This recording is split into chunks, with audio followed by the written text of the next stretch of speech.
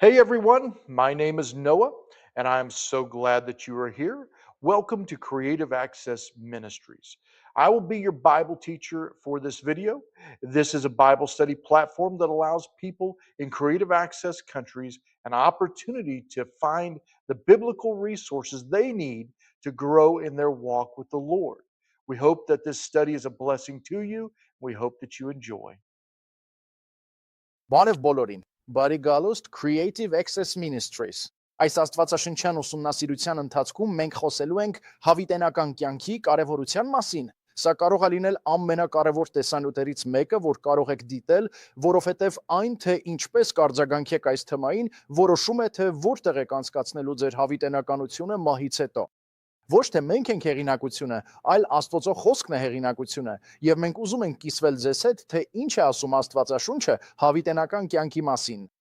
Հիմա այս ուսումնասիրության ընթացքում դուք կհասկանաք, որ ըստ Աստվածաշնչի դուք ունեք հոգի, որը հավիտյան ապրելու է ինչ որտեղ։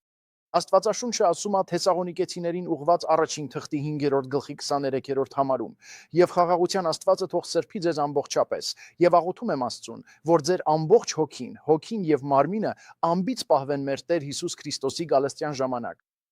Այդ հոգին հենց այն մասն է ձեր մեջ, որը հավիտյան է ապրում։ Ձեր մարմինը այն է, ինչով դուք կապված եք այստեղ երկրի վրա։ Եվ ճշմարտությունն այն է, որ որտեղ եք դուք անցկացնելու հավիտենությունը, կախված է այն որոշումներից, որ կայացնում եք ձեր հոգու վերաբերյալ։ Դուք ինչ որտեղ հավիտյան եք ապրելու։ Աստվածաշունչը ասում է Հովհաննես առաջին թղթի 5-րդ գլխի 5-րդ գլխի 12-րդ համարում. «Ով որ որդին ունի, կյանք ունի, ով որ Աստծո որդին չունի, կյանք չունի»։ Հիսուսն ասաց, որ ինքը միակ ճանապարհն է հոր մոտ։ Հիսուսն ասաց Հովհաննեսի ավետարանի 14-րդ գլխի 6-րդ համարում. Հիսուսն ասաց նրան. «Ես եմ ճանապարհը, ճշմարտությունը եւ կյանքը։ Ոչ ոք չի գալիս հոր մոտ, եթե ոչ իմ միջոցով»։ Այսպիսով, ճշմարտությունն այն է, որ Հիսուս Քրիստոսը հավիտենական կյանք ստանալու միակ ճանապարհն է։ Այժմ ասվածի հետ մեկտեղ ձեր առաջ մի խնդիր է առաջանում, որը սկսում է բացահայտվել Սուրբ Գրքի էջերում։ Եվ փաստն այն է, որ Աստվածաշունչը ասում է, բոլորս մեղավոր ենք։ Հռոմեացիներին ուղված թղթի 3-րդ գլխի 12-րդ համարում Աստվածաշունչը ասում է,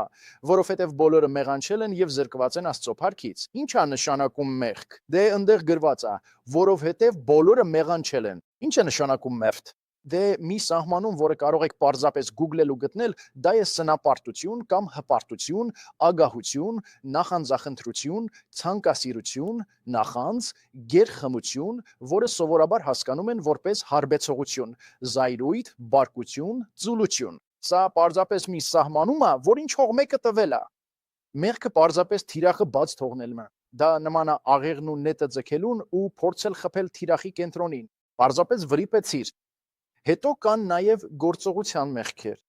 Դրանք այն բաներն են, որ արել ես, բայց իրականում չպետք է անեիր։ Եվ կան նաև անգործության մեղքեր։ Դրանք այն բաներն են, որ պետք է անեիր, բայց չես արել։ Հետո կան այն, ինչ Աստվածաշունչը կոչում է հանցանքներ։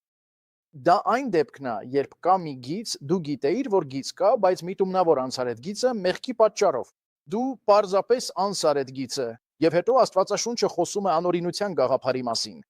Անօրինությունը մի բան է, որ պարզապես անում ես բնազդորեն։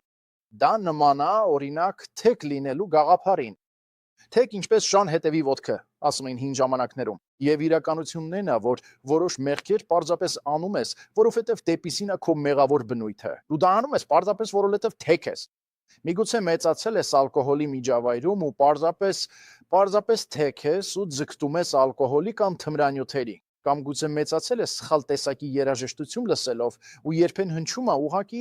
մարդ, դա սխալ ձևով շարժում է քո հոգին։ Եվ հանկարծ բում նայում ես վերև, ճիշտ երգն ես լսում ու կարծես նորից վերադարձել ես դեռահասությանդ տարիները ու սխալ բաներ ես անում։ Ուրեմն իրականությունն այն է, որ անօրինություն կա, որը պատահում է բոլորիս հետ։ Հիմա խնդիրը վեն է, որ մեղքը արժանի է պատժի։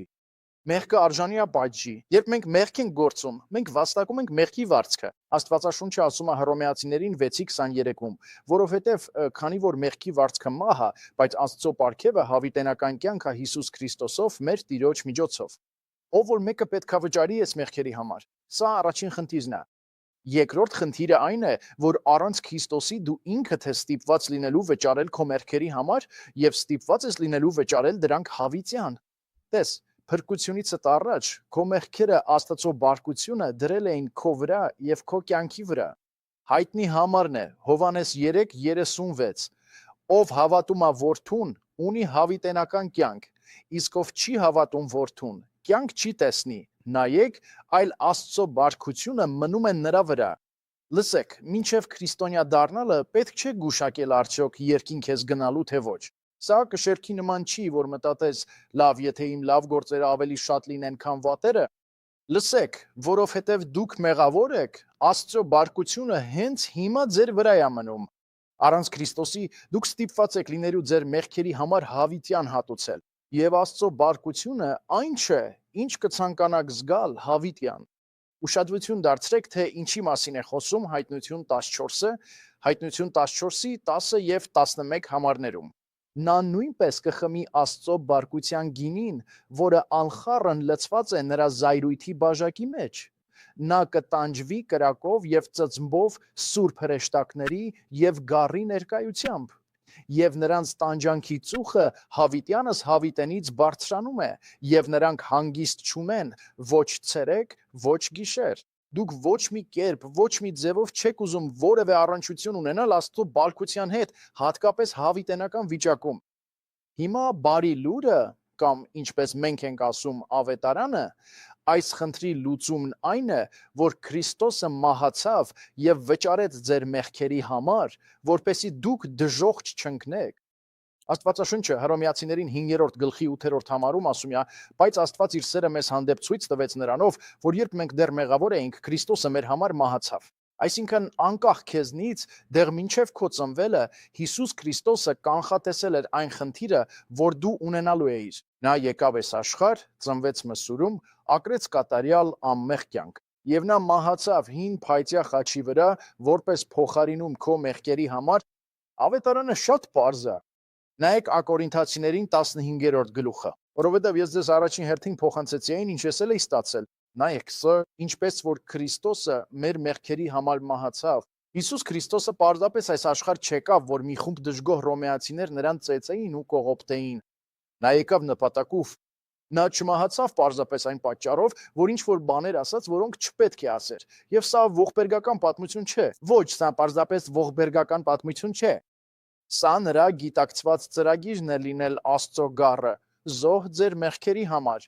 միակ եւ վերջնական զոհ, որ եթե ընդունեք այդ զոհաբերությունը, կարող եք երկնքում բնակարան ունենալ։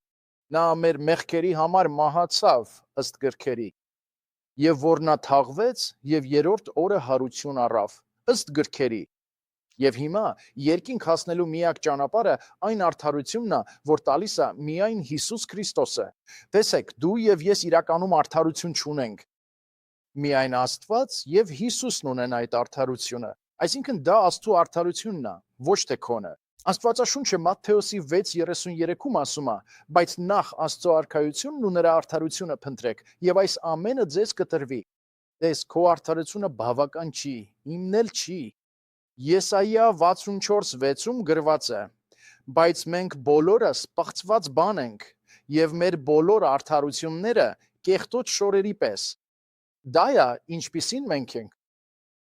Բայց Աստվածաշունչն ասում է, որ կարող ես Քրիստոսի արդարությունը ունենալ քո կյանքում։ Դու հարցնում ես, ինչպես կարող եմ դա ստանալ։ Դե սկսիր հասկանալուց, որ դու ինքդ քեզ փրկել չես կարող։ Կդա մի ժամանակ քո կյանքում, երբ Աստված կսկսի քեզ դեպի իրեն ձգել, կսկսի քեզ հրապուրել, կսկսի մեղքերիդ համար խղճի խայթ տալ, կսկսի քեզ գիտակցեցնել հավերժության մասին։ Աստվածաշունչը Հովանես 6:44-ում ասում է. ոչ ոք չի կարող գալ ինձ մոտ, եթե հայրը, որ ինձ ուղարկել է, նրան չձգի։ Եվ դա շատ կարևոր բան է, այնպես որ երբ Աստված սկսում է խոսել քեզ հետ, երբ սկսում ես խղճի խայծ զգալ, երբ հավերժության մասին մտքեր են գալիս, գուցե դա տևի 1 օր, 1 ամիս կամ տասնամյակ, չգիտեմ, բայց կա մի ժամանակահատված, երբ ուղակի զգում ես, որ Աստված դուռդ է թակում, զգում ես Աստծո բարկության ծանրությունը քեզ վրա, հասկանում ես, մարդիկ, կարծում եմ, եթե մահանամ, դժոխք եմ գնալու, ու դրա համար անհանգստանում ես, վախենում ես, դա հենց Աստծո աշխատանքն է։ Նա քեզ դեպի իրեն է ձգում։ Աստվածաշունչը Հովանես 12:32 ասում է. եթե ես բարձրացվեմ երկրից, բոլորին դեպի ինձ կձգեմ։ Ասենց որ ահա թե ինչն է կարևոր։ Ամեն մարդ, ով երբևէ ապրել է, կունենա այս ձգող ազդեցությունը, երբ Աստված իրեն քեզ դեպի իրեն է ձգում։ Լսիր, այդ Աստվածաշունչն ասում է, որ Աստված բոլոր մարդկանց է ձգում։ Աստվածաշունչը նույնիսկ ավելի հեռուն է գնում եւ ասում է Ա Տիմոթեոս 2:3-4-ում, որովհետեւ սա լավ եւ ընդունելի է մեր Աստծով մեր Փրկչի առաջ, ով կամենում է, որ բոլոր մարդիկ փրկվեն եւ հասնեն ճշմարտության գիտությանը։ Դա կարևոր է։ Հիմա հաջորդ համարն է, որ հաճախ մեջբերում ենք, Հայտնություն 3:20-ում։ Ահա ես կանգնած եմ դռան առաջ եւ թակում եմ, եթե որևէ մեկը լսի իմ ձայնը։ Դա դու ես։ Դու լսում ես Աստծուն, զգում ես, որ Աստված քեզ հետ է խոսում, եւ բացի դուռը, նայր սա, ես կմտնեմ նրա մոտ եւ նրա հետ ընթրիք կանեմ, եւ նա ինձ հետ։ Դա հաղորդակցությունն է։ Այսպիսով, ինչ պետքա տեղի ունենա, դու պետքա ընդունես Հիսուս Քրիստոսի արդարությունը եւ դա հաշվի քո օգտին։ Եվ Հռոմեացիներին 4-ը դա նկարագրում է, նայր Հռոմեացիներին 4:6-8, ինչպես Դավիթն էլ է նկարագրում այն մարդու երանությունը, ում Աստված առանց գործերի արդարություն է վերագրում։ Այսպիսով դու չպետք է դա այն change դու ես անում, որովհետև եթե դու ինչ-որ բան անեիր, դա քո արդարությունը կլիներ, չէ՞։ Մենք խոսում ենք այն մասին, թե ինչպես կարող ես Աստծո արդարությունը հաշվվել քո օգտին։ Դու դա անում ես առանց գործերի, ըստ Հռոմեացիներին 4:6-ի, որտեղ ասվում է. երանելի են նրանք, ում անօրենությունները ներված են, եւ ում մեղքերը ծածկված են, երանելի է այն մարդը, ում Տերը մեղք չի վերագրի։ Դուք ասում եք, հա, հովիվ, մի րոպե սպասեք, իսկ այս ամբողջ վերագրելու հարցը ինչ է նշանակում։ Դե վերագրումը կամ այս վերագրելը, որի մասին խոսում ենք, հաշվապահական տերմին է։ Տեսնում եք այստեղ պատկերը։ Ահա հին ժամանակների հաշվետետր, եւ ահա ինչ որ մեկը սա նրա ծախսերն են։ Այսպիսով ամեն անգամ, երբ մեղք ես գործում, ավելացնում ես քո ծախսերի հաշվետետրում։ Հիշեք, մեղքի վարձքը մահ է։ Բայց ինչ է տեղի ունենում, երբ Հիսուս Քրիստոսին ընդունում եք որպես ձեր մեղքերի փոխհատուցում։ Ձեր մեղքերի պատճառով կուտակած այս բոլոր այս ծախսերը վերցվում են ձեզնից։ Եվ փոխարենը, որ դուք ծախսեր ունենաք, հիմա ձեր հաշվին առատություն, արդարություն կամ միջոցներ կան, որոնք ծածկում են ձեր բոլոր ապագա մեղքերը։ Այսպիսով ձեր հին մեղքերը վերցվում են եւ Հիսուս Քրիստոսի արդարությունը վերագրվում է ձեզ։ Այսպես կոչված վերագրության վարդապետությունը նշանակում է ձեր մեղքերը վերցնել եւ ձեզ տալ Հիսուս Քրիստոսի արդարությունը եւ դա ավելացվում է ձեր հաշվին։ Այսպիսով ավետարանը կամ ավետարանի իմացությունը այն է, որ Հիսուս Քրիստոսը կարելի է ասել ձեզ համար չեք ագրել, որը ոչ միայն ծածկում է ձեր բոլոր անցյալ մեղքերը, այլ նաև ձեր բոլոր ապագա մեղքերը։ Ամեն ինչ որ դու կանես, որովհետև հիշիր, երբ Հիսուս Քրիստոսը խաչի վրա մահացավ, դու դեռ ապագանի մեջ էիր։ Քեզ համար դու հիմա քեզ ես նայում ու ասում ես. ես ունեմ անցյալ, ունեմ ներկա եւ ունեմ ապագա։ Աստծո համար դու ամեն ինչ ապագա էր։ Ուրեմն, երբ նա խաչի վրա մահացավ քո մեղքերի համար վճարելու համար, դա միայն քո անցյալի մեղքերի համար չէր, որից հետո դու մենակ ես մնում։ Նա բոլորի համար վճարեց։ Հիսուս Քրիստոսին ընդունելը նույնքան պարզ է, որքան այդ չեկը կանխիկացնելը։ Այսինքն դու քեզ հասցնում ես այն վիճակին, որ հասկանում ես մեղավոր ես, հասկանում ես, որ մեղքը պատժի է արժանի եւ ընդունում ես Քրիստոսին որպես քո փրկիչ։ Եվ հետո տեղի ունենում են, որ քո անունը գրվում է գարան կյանքի գրքում։ Այսինքն Աստծո Սուրբ Հոգին իջնում է, վերցնում է քո մեղքերը, տալիս է քեզ Հիսուս Քրիստոսի արդարությունը, կնքում է քեզ մինչև փրկության օրը, եւ հիմա քո անունը գրված է գարան կյանքի գրքում։ Դա շատ նման է չեք կանխիկացնենում։ Աստվածաշունչը ասում է Հռոմեացիներին, որ Հովանես 1:11-12-ում ասվում է. նա եկավ իր մոտ եւ իրենը նրան չընդունեցին, բայց ովքեր որ ընդունեցին նրան, դա դու ես։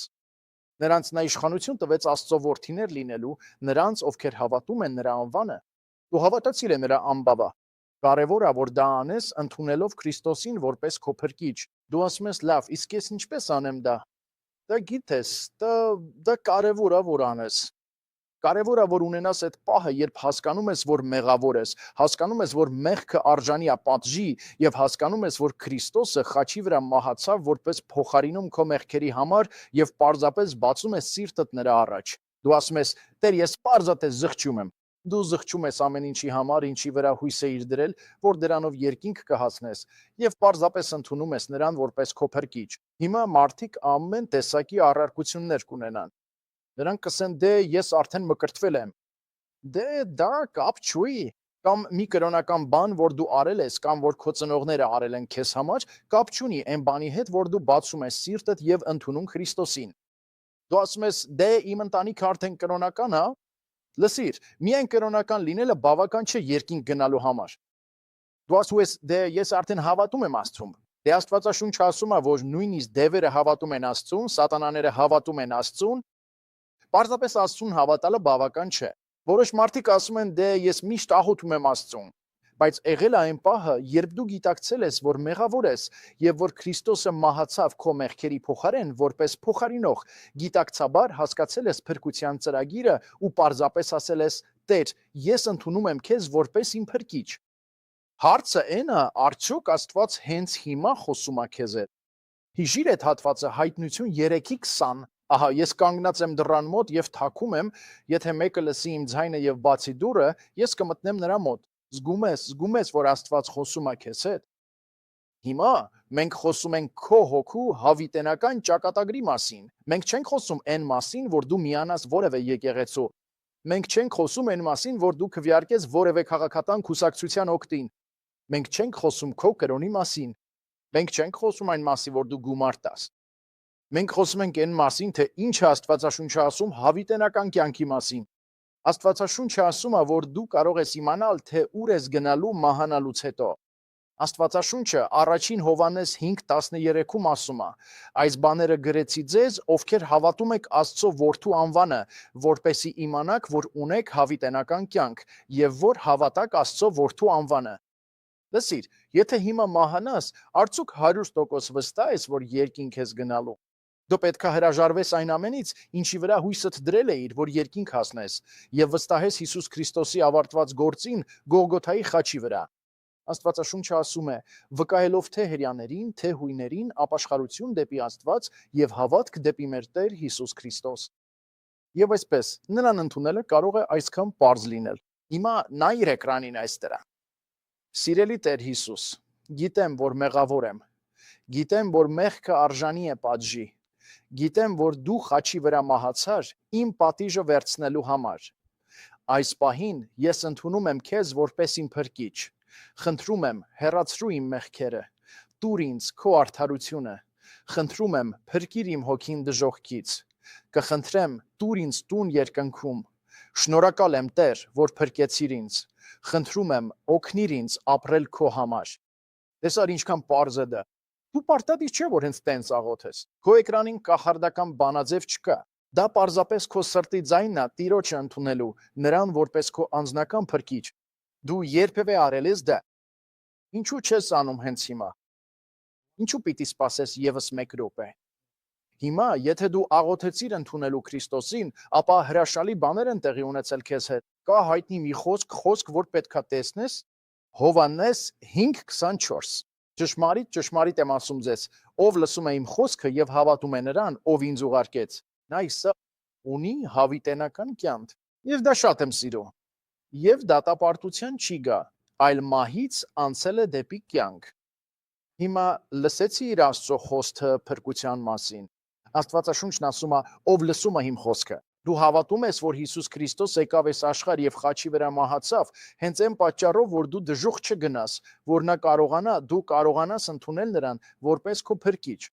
Հիմա, եթե լսեցիր, հուսով եմ լսել ես, եւ եթե հավատացիր, հուսով եմ հենց նոր հավատացիր, ապա Աստվածաշունչն ասում է. նայիր այստեղ, կապույտով նշված է, դու ունես հավիտենական կյանք, ունի հավիտենական կյանք։ Տես, սա ներկա ժամանակով է։ Այսինքն դա այն չէ, որ լավ, դու կունենաս հավիտենական կյանք, եթե կարողանաս դիմանալ միջև վերջ։ Դու կունենաս հավիտենական կյանք, քանի դեռ երբեք հայհոյանք չես ասում կամ ալկոհոլ չես խմում։ Դու կունենաս հավիտենական կյանք։ Ոչ, դու հենց հիմա դու ունես հավիտենական կյանք։ Իսկ ինչքան է տևում հավիտենականը։ Այսինքն, եթե ես քեզ հավիտենական գումար տայի ու դու ամբողջը ծախսեիր, դա իսկապես հավիտենական էր։ Եթե ես քեզ հավիտենական թխվածքներ տայի ու դու բոլորը ուտեիր, դա իսկապես հավիտենական էր։ Եթե Աստված քեզ հավիտենական կյանք տա ու դու այն կորցնես հենց առաջին անգամ, երբ մի որոշ ժամանակ եկեղեցի չգնաս, դա իսկապես է հավիտենական էր։ Լսիր, այնքան պարզ է, որ նույնիսկ երեխա կարող է անել դա։ Լսեցի խոսքը, հավատացիր, եւ եթե լսեցիր ու հավատացիր, հենց այդ պահին ու տեղում ստանում ես հավիտենական կյանք, եւ դա հավիտենական է։ Եվ որպեսի դու ոչ մի կերպ չկարողանաս այն փչացնել, Հովհաննես 5:24-ում գրված է. «Եվ չի դատապարտվի»։ Վաու, ու տեսա, այլ անցել է մահից դեպի կյանք։ Չէ՞ որ դա զարմանալի է։ Ինչ հրաշալի խոստում է։ Աստվածաշունչը Հռոմեացիներին 10:13-ում ասում է. «Ով էլ որ կանչի Տիրոջ անունը, կփրկվի»։ Հիմա փրկությունը վերջնակետը չէ։ Լավ, դա քո նոր կյանքի մեկնարկային գիծն է։ Աստված քո մեջ լավ գործ է սկսել։ Աստվածաշունչը Փիլիպեցիներին 1:6-ում ասում է. «Հավատացած լինելով ես բանի, որ նա ով է։ Քո մեջ լավ գործը սկսածը այն կկատարի մինչև Հիսուս Քրիստոսի օրը»։ Աստված քո մեջ լավ գործ է անում, եւ նա այդ գործը կկատարի մինչև իր վերադարձը կամ մինչև դու գնաս նրա մոտ երկինք։ Կան շատ նոր բաներ, որոնք այժմ պետք է սովորես, երբ ընդունել ես Քրիստոսին։ Բայց քո հավիտենական ճակատագիրը արդեն որոշված է։ Աստվածաշունչը Հռոմեացիներին 8-րդ գլխի 29-րդ համարում ասում է. «Նրանց, ում նա նախապես ճանաչեց, նաև նախասահմանեց»։ Այսպիսով, երբ նա քեզ ճանաչում է եւ դու ճանաչում ես նրան որպես քո փրկիչ, նա քեզ նախապես ճանաչել է եւ նա նաև նախասահմանել է, որ դու նմանվես իր որդու կերպարին։ Դա նշանակում է, որ դու նոր մարմին ես ունենալու եւ որպեսի նա լինի առաջնեկը շատ եղբայրների մեջ։ Դու կնքված ես մինչև փրկագնման օրը։ Աստվածաշունչը Եփեսացիներին 4:30-ում ասում է. «Եվ մի տրտմեցրեք Աստծո Սուրբ Հոգուն, որով կնքված եք մինչև փրկագնման օրը»։ Չէ՞ որ դա հրաշալի բան է։ Հիմա մենք ունենք մի շարք, որը կոչվում է աշակերտություն 1։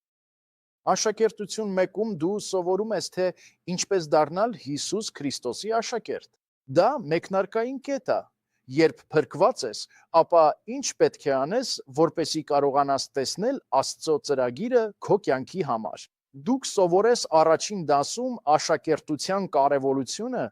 հետո կսովորես մկրտության եւ հնազանդության մասին։ Կսովորես Սուրբ գրքի Աստվածաշնչի ուժի մասին։ Կսովորես, թե ինչպես աղոթել, կսովորես, թե ինչպես ուրիշներին պատմել քո փրկության մասին։ Կսովորես, թե ինչպես լինել լավ տնտես եւ ինչպես օրհնել ուրիշներին։ Կսովորես, թե ինչպես թույլ տալ, որ Սուրբ Հոգին առաջնորդի քո կյանքը։ Կսովորես տեղական եկեղեցու արժեքը եւ կծանոթանաս Քրիստոսի դատաստանի աթոռին։ Լսիր, մենք այստեղ չենք, որ քեզ ծանրաբեռնենք։ Մենք պարզապես հստեր ենք, որ օգնենք քեզ։ Իմ սրտի աղաղակը այն է, որ դու ընդունես Քրիստոսին որպես քո Տեր եւ Փրկիչ։ Լսիր, կարևոր չէ, թե ինչ հաջողությունների ես հասել կյանքումդ։ Եթե մահանաս ու գնաս դժոխք, ամեն ինչ կկորչի, եւ հենց այդ պատճառով է կարևոր, որ ընդունես Քրիստոսին։ Կարևոր է, որ երբ ընդունես Քրիստոսին, այս տեղեկությունը փոխանցես որքան հնարավոր է շատ մարդկանց։ Քո երեխաներին, թոռներին, ընկերներին, ընտանիքին։ Լսիր, դրախտը նույնը չի լինի առանց այն մարդկանց, ում սիրում ես։ Ուրեմն մենք պարզապես սիրում ենք քեզ եւ շնորհակալ ենք, որ լսեցիր ավետարանը եւ աղոթում ենք, որ ընդունես Քրիստոսին որպես քո Փրկիչ։ Hey, you're still here. Thank you for that. Thanks for sticking to the very end. Lord bless you.